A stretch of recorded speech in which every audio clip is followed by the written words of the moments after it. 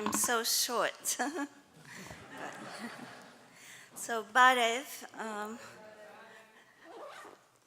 is Shaturahim, and I always kind of find myself speechless when I'm addressing Armenians. I'm usually quite, good at this kind of thing, if it's at a think tank or, talking about other subjects. But when I'm faced with Armenians, I'm sort of tongue-tied because and especially after listening to Robert Fisk and, reliving all of that again through the fresh evidence that he's apparently uncovered and those very striking images, of course I feel deep shame as a Turk, and very, I mean, it's very personal for me because my great-grandfather was a brilliant academic who was sent by the Sultan Abdul Hamid at the age of 6 to study in Paris because he displayed such brilliance at an early age. He was a war orphan from Crimea. And I grew up hearing what a great patriot what my great-grandfather was, because he had burned all those documents, and I never really understood what they meant by that. But it was only when I discovered the genocide, that I finally realized that my great-grandfather wasn't a great person at all. He had helped in the cover-up, because he had become the head of the postal authority when Talat moved on from the postal authority to become the Minister of Interior. So when the British anchored off the coast of Istanbul, my great-grandfather set about having all those telegrams that Talat sent destroyed. So here I am before you feeling deep shame because of what my great-grandfather did. And there's a certain symmetry, as Aram mentioned, about me being here with David Barsamian and Robert Fisk, because I had read about the bones. Robert Fisk had written this amazingly powerful piece about seeing the bones. I don't think we're talking about the same bones here. You had another story about bones in the desert of Deir ez-Zor. In the cave. Is that what? And you said that in the night they sort of were phosphorescent and were illuminated, and I couldn't believe this. How could there still be bones there after, all these decades? And then in 2009, David and I and another Armenian friend, Hachik Muradian, decided to go to Deir ez-Zor together, because Hachik had said that the first time he would go there, he wanted to do this with a Turk. And so he very kindly invited me on this very, very amazing journey. So we all went to Deir ez-Zor together. We went to that wonderful church that was blown up, and I feel deeply sad about it, because after I discovered what had happened in 1915, wherever I would go as a journalist, I would look for traces of Armenian life in Turkey. So I would collect copper that had Armenian engravings on it. I would find some amazing things, and I was hoping to give all of those things. I told the priest there that I would give them to his museum, that I would like to donate these things to his museum.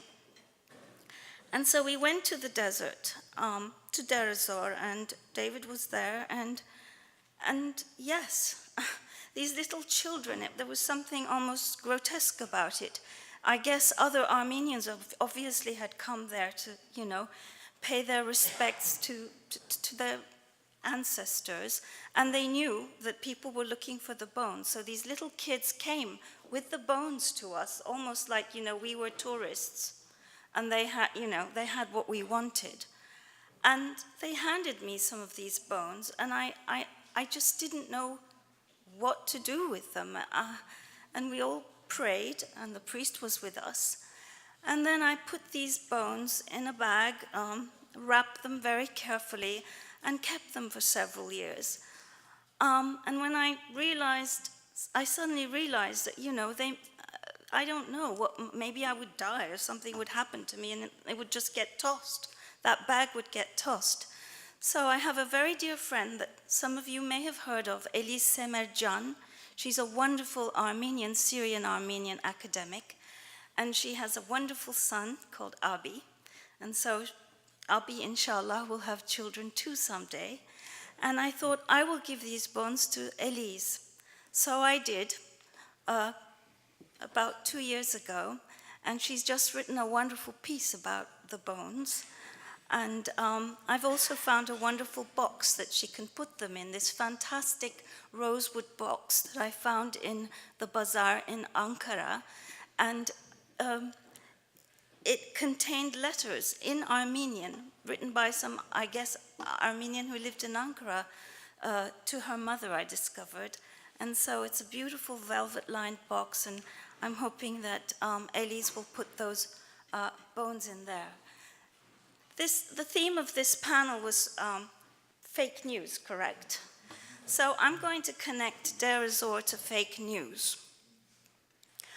As many of you probably know, the Syrian Kurds are the top ally of the United States in the fight against ISIS inside Syria. They've displayed enormous courage. I was in Syria about 3 weeks ago and spent some time again with them, and I came away with even deeper, greater respect for their courage, their sacrifice.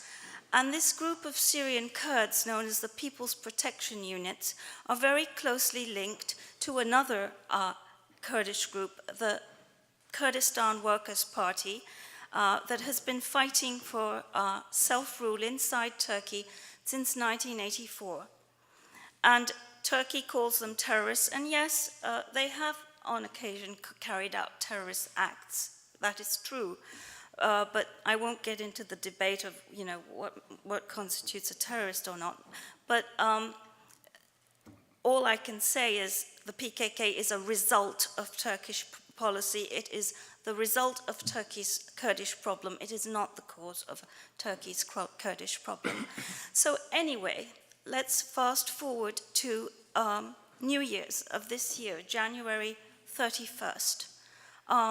I was getting ready to celebrate in a little Turkish restaurant with my husband in Washington, D.C. There was going to be a belly dancer and some raka, and I thought, well, it's better than nothing, I guess. So, and as I was preparing, and I'd already had a few drinks, I saw on the news that a nightclub in Istanbul that I'd, frequented and had a good time at, that at least 35 people had been killed there because a suicide bomber, or rather not a suicide bomber, a shooter, ISIS shooter, had sprayed them with bullets. And I just could no longer contain myself because Turkey has kept saying that these people who are fighting ISIS are worse than ISIS, that they're terrorists. I just couldn't contain myself, and I tweeted, are you still going to continue to attack the one group that, has been the best at sort of containing this threat, at helping defeat these people? Are you still going to do this? And within seconds, I was bombarded with hate tweets. We're going to kill you, murder you, we're going to have, I just can't, your mother is this, your father is that. But the fake news part is what was really astounding. I've been attacked, it's nothing new about me being attacked on Twitter, but the editor-in-chief, the managing editor, the top guy of a pro-government newspaper, interestingly, it's called Güneş, which means sun, and much like the sun, it's really, but very widely read like the sun. He tweeted, Amberin Zaman planned the Reyna attack. She's responsible for it. She and the Americans, they planned this. I couldn't believe my eyes when I read that. And that remains the accepted truth in Turkey, among other things. I'm CIA, I'm this, I'm that. I'm believe it or not, Armenian. I'm also Kurdish, and I'm also Jewish. And I took this man, I filed a criminal complaint against him, And the prosecutor said that was, his prerogative. It was, within his rights, free speech. Meanwhile, of course, I've been facing criminal charges from Mr. Erdogan and others for just retweeting the most innocuous things about, their corruption. And there we are. How do you fight back? I honestly don't know. In Turkey, there's absolutely no recourse anymore because there's no. The justice system. It hardly deserves to be called that. And very sadly today, a great friend of yours, Osman Kavala, a very prominent Turkish businessman, but also philanthropist, who's been at the vanguard of promoting Turkish-Armenian reconciliation. He's done, all sorts of different things, like bringing together Turkish-Armenian journalists, having historians come and tell people what happened really in 1915, have exhibitions of photographs like that. He's been arrested, and again, the story that's been manufactured about him is completely insane. They claim that he helped stage this failed coup last year. Turkey is the empire of fake news, and the government needs to find new victims to keep feeding the fires of the conspiracy that, in fact, everything that's going wrong in Turkey is the fault of the outsiders.